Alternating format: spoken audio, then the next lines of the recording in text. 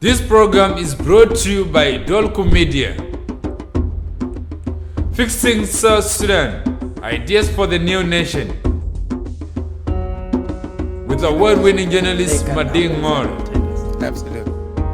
Honorable Ashwin, as you can see, the ideas of the initiatives are varied. On July 8th, the clashes in J1 took place, which was very unfortunate. Including country-specific ones, which and the rebellion continue to be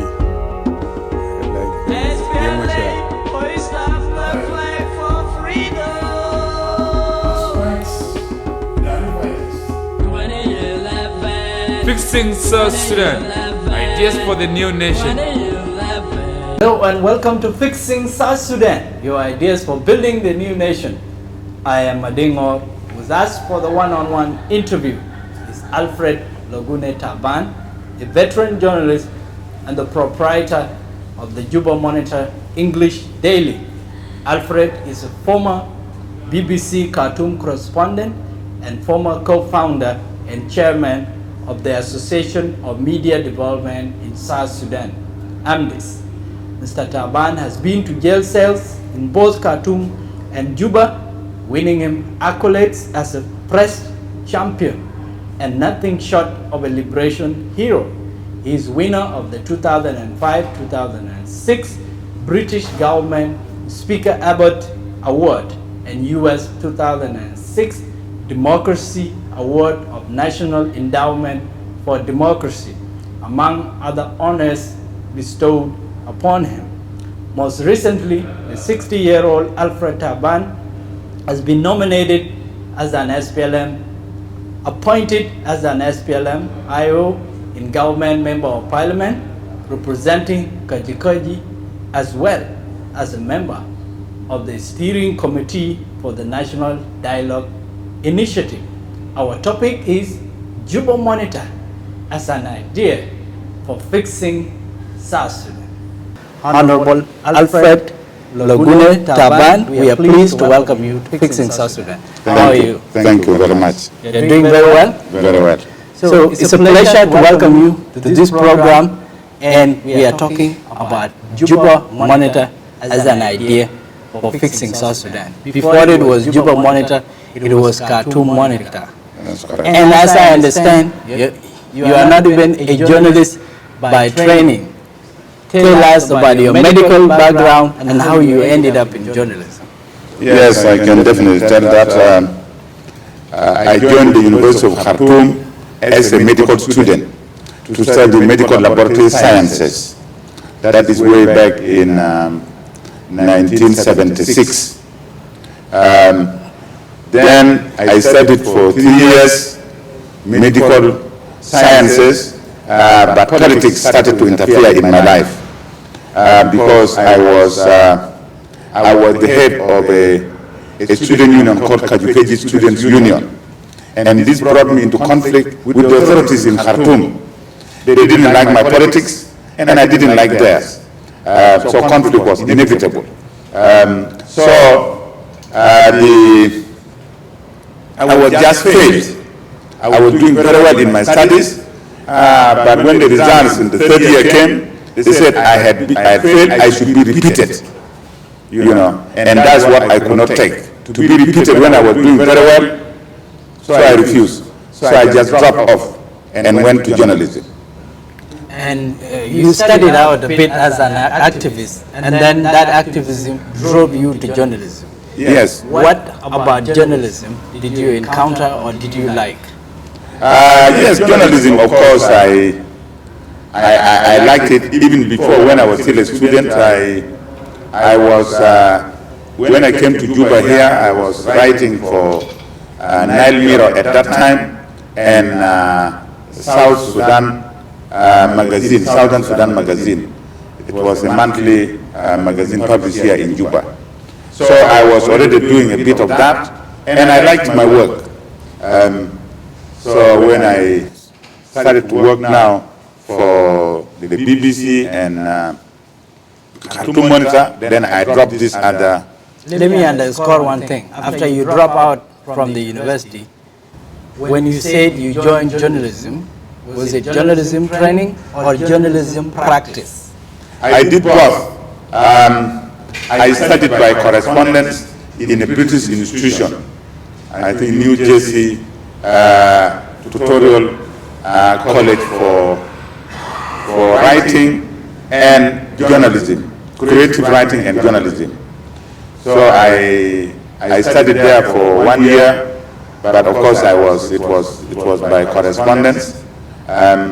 So in that same time, I joined Sudan now in 76, and I was a reporter for Sudan now for a number of years. First as a junior reporter and as a senior reporter. The SPLM, SPLA war found you in Khartoum. Yes. And you were a reporter for various newspapers. Yes. Enter Khartoum Monitor. It was founded in 2000. Why did you found it? Of course, the struggle for the people of South Sudan has been at the heart of my life, and as I was already a journalist, I found that Southerners were not contributing as much. They tried to write for Sudan now, but Sudan now was owned by the government, so they did not allow independent views of South Sudanese. So me and Albino Okeng and Nyal Bol, we came together. We said, why don't we provide, a vehicle for our people in South Sudan Southern Sudan during that time to express their views freely. So that is why we came up with the Khartoum Monitor. How did you raise the money? Well, we started by the getting from shareholders and some of the South Sudanese who had a little money. I think it was one share was $1, but in South Sudanese pounds it was really a very little money. I think £2 or so. So we were able to raise some money. Then eventually we approached this international organization like Christian Aid, and yes, the main one was Christian Aid that responded and gave us money, and then the Norwegian Church Aid, NCA, also gave us some money, and that's how we started. Your drive was to get the story of South Sudan across in Khartoum, a repressive state. Correct. A bold move that got you in trouble. Now, before I go to the troubles that you faced in Khartoum, so yes, you did that journalism. Was it journalism or was it advocacy? I think it was more of advocacy. It was liberation journalism. We wanted to liberate our people from the oppression of the Arabs. So it was the liberation journalism that we practiced. And that liberation journalism certainly got the notice of the most feared security services in Khartoum. Absolutely. NISS. And what happened to you? I experienced, of course, a lot of problems. I mean, when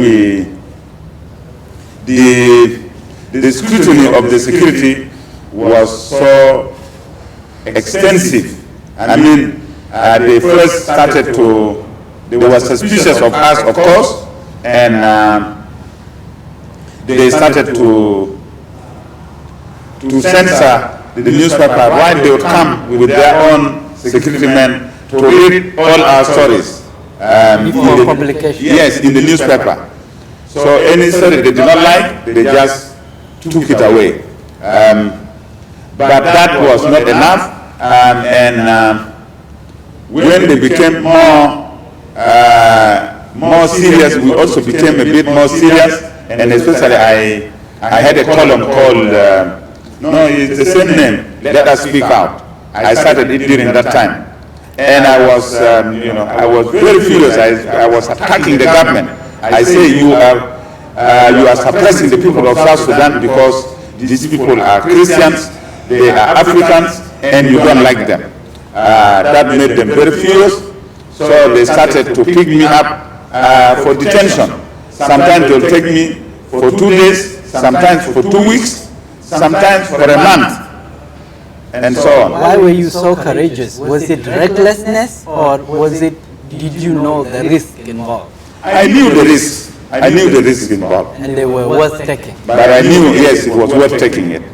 Because if the story of the people of South Sudan was not told, we will continue to suffer forever. You have been subjected to solitary confinement, to torture. Even in one instance, you have been made to stand for 12 hours, shouting, "I'm a liar, I'm a liar." Is that correct? That is absolutely correct. It is probably more than 12 hours. Because they arrested me early in the morning and took me for questioning. And when the questioning ended, it was around midday now or 1. Then they paraded me outside because the questioning was inside the room. Then they took me outside and they say, you stand there and look at the sun. You know, it was not just that the sun is going like that, you follow that sun. So my eyes today are not very well because of that incident. I was looking at the sun, and then that was not enough. They said, you sing a song. I say, I don't have a song, I don't know any song. They said, no, we will tell you. So they told me this song, Ana Kazab, which is I'm a liar in Arabic. So I was singing that song, Ana Kazab. Eventually I even lost, I think I was singing another song now because I could not follow up with this song, their imposed song. But anyway, that went on for hours until the sun almost went down, me singing that song. But that was not the end of it all. You had to spend about 6 months in prison. How was that like for you? Yes, there was a time I spent 6 months, or just 6.5 or so. That one was much better because that was in Copper prison, and Copper prison, there are so many political detainees.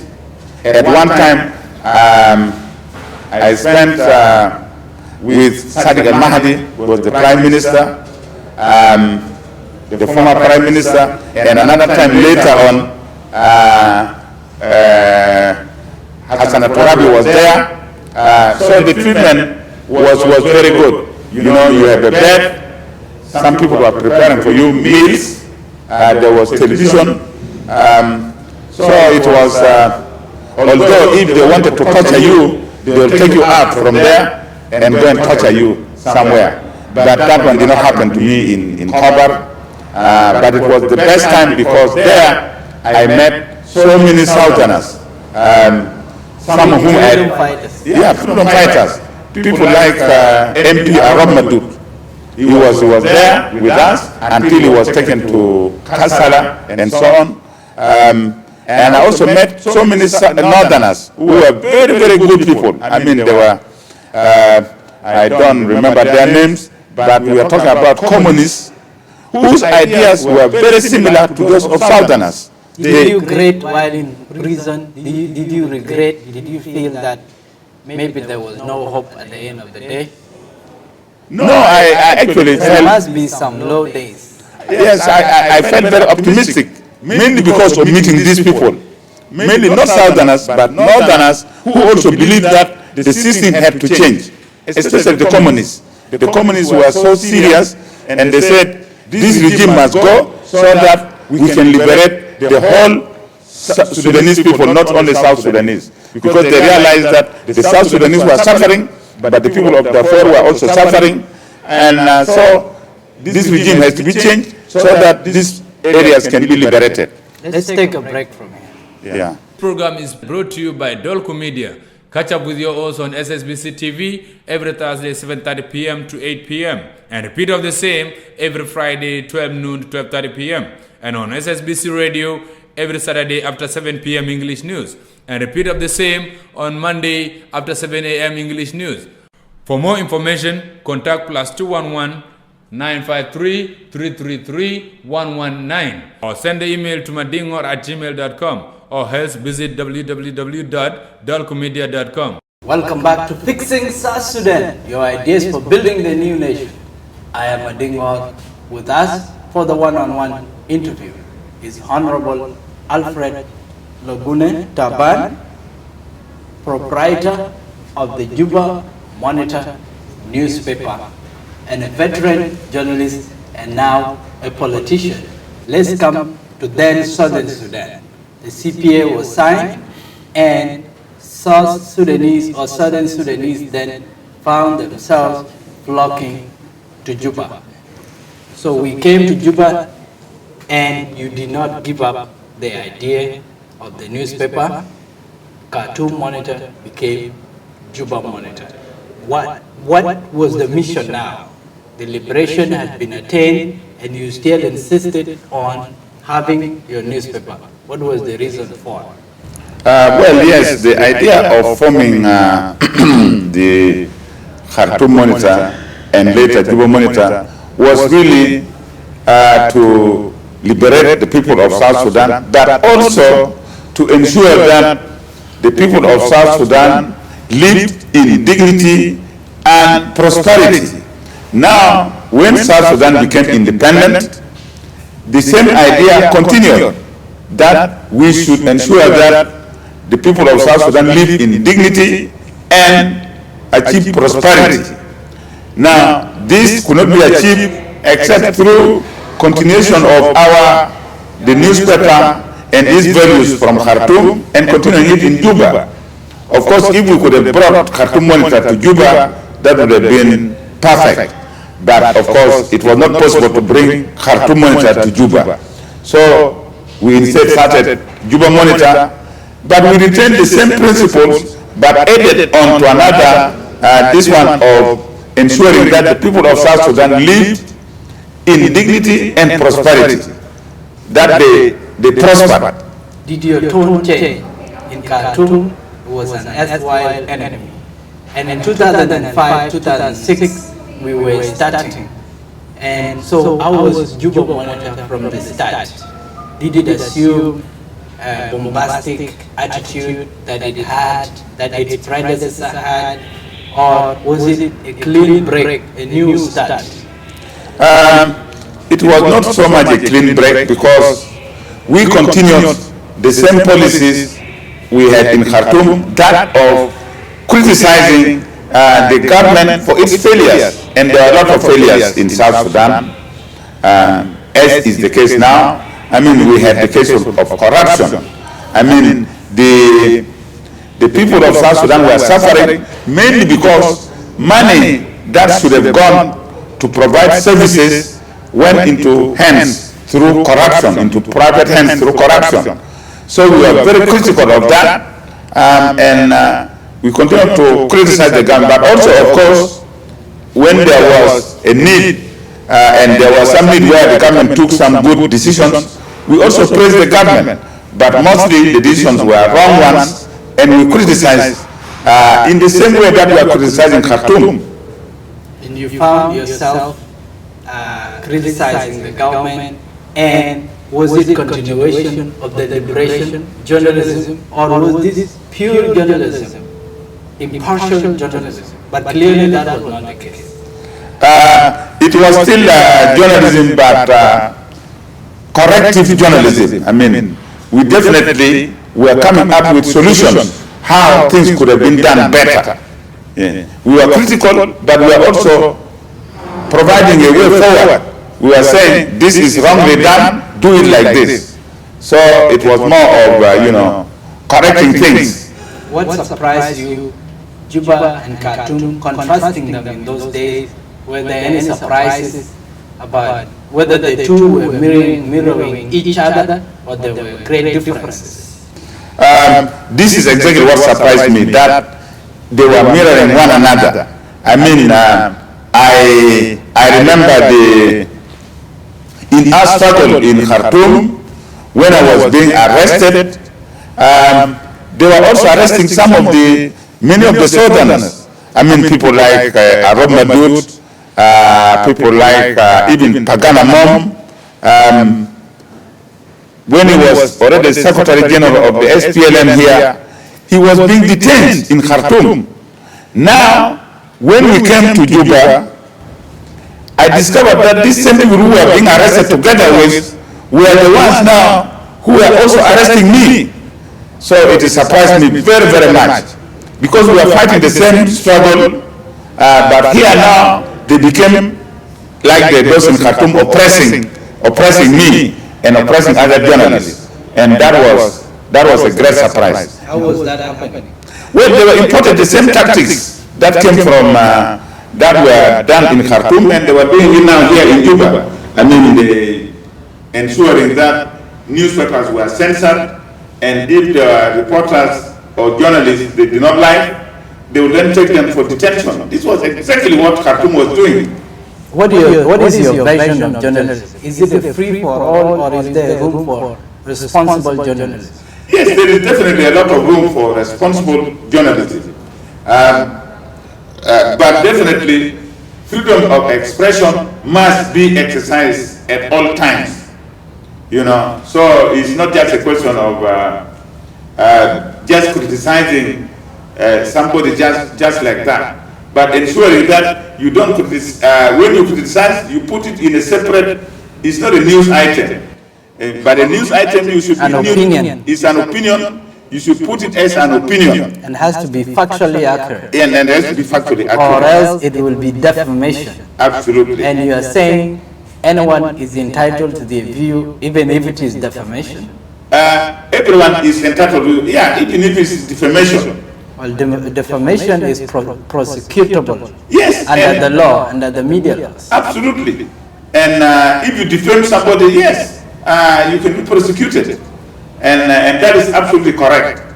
The only thing I don't want is when you arrest a journalist because he wrote a defamatory article. You take that journalist to the court of law. And in this context now, the media authority. The media authority now, yes, the media authority. Let's talk about fixing South Sudan agenda. Yeah. What has Juba Monitor done to fix South Sudan? Is there any change, noticeable change, that has happened as a result of your reporting or reportage over the years?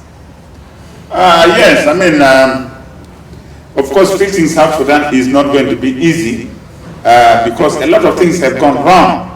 And if a lot of things are wrong, you know, fixing it also takes time. In Juba Monitor, we tried our best.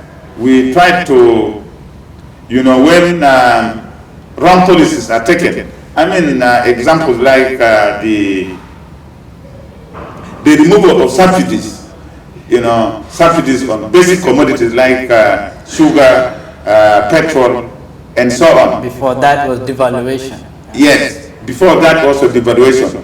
We opposed these things. We said, well, you cannot remove subsidies on basic commodities because their prices will go up and the people will suffer. Just likewise, the devaluation. The devaluation did not really help the ordinary person. Instead, it made their lives very, very difficult. Some of these were taken note of because right now we can say the devaluation, the removal of subsidies has been halted.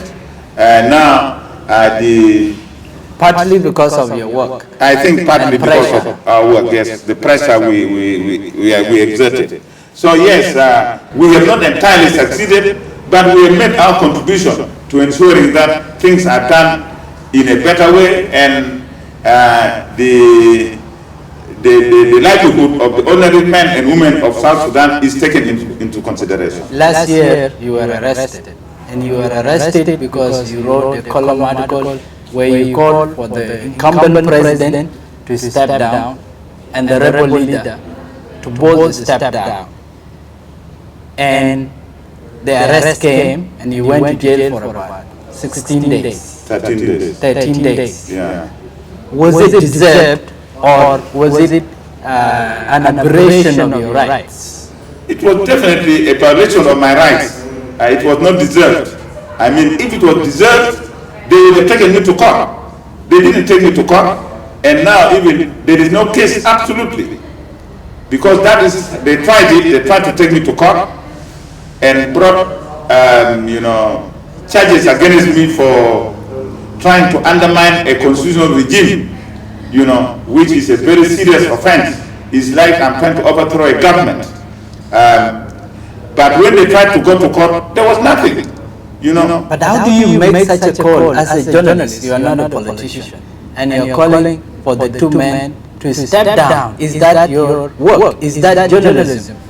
Yes, that's journalism. That is corrective journalism. I mean, your own version of journalism. Well, whether my own or what, but if you were here in July last year and you saw the people who died, the vehicles that were taking dead bodies to the hospital, and yet these things were done in front of these two men. The president was there in the palace, the first vice president was there in the palace, and they could not stop their own people from butchering themselves. So I said, now, these people are supposed to bring us peace. And in the peace agreement, and I was just reading it before you came, it is said Juba should be demilitarized. In other words, the troops should be removed far away from Juba, at least 10 kilometers or 20 kilometers away from Juba. Then when this incident happened, we realized that they actually, instead of taking troops, they were bringing in their troops into Juba to cause insecurity. So I said, these two men are the ones responsible for this death. And they were actually physically present when these shootings were taking place.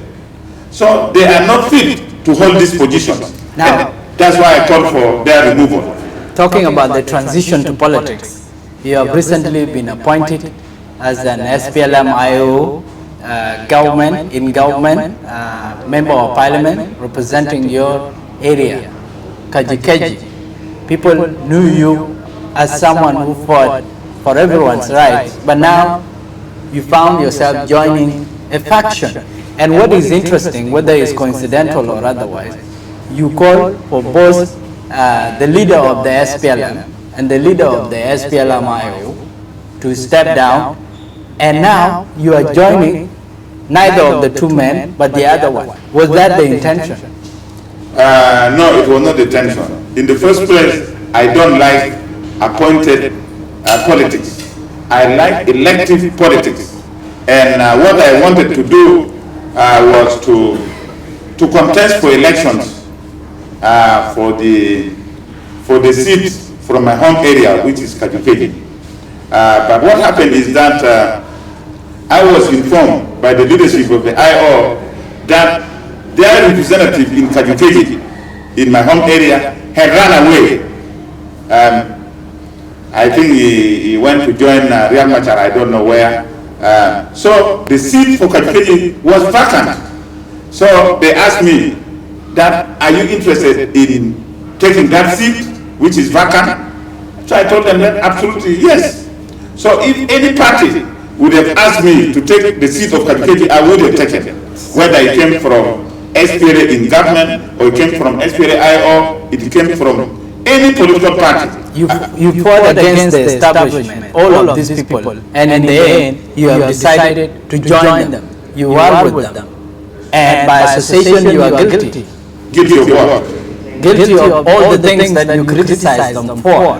And is that not a legitimate point to make, that a journalist has become a politician, and a politician who is part of a faction?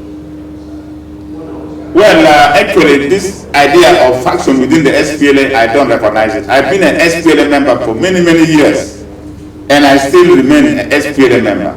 This thing where they call it, this is IO, or this is former detainees, I don't recognize it. So I'm there as SPLM member. It is their creation of saying IO. But that's the reality. That's the reality, but the SPLM actually is one. I mean, if you remember the Arusha Declaration, it was meant to unify the SPLM. And even recently, Museveni hosted all these so-called factions in Kampala and said you have to come together, you have to unify, you have to become one. And this is what I'm going with. So I'm not representing any part, I'm representing the SPLM. Well, the fact is, this is an SPLM IOC, and it remains what it is, despite what you think.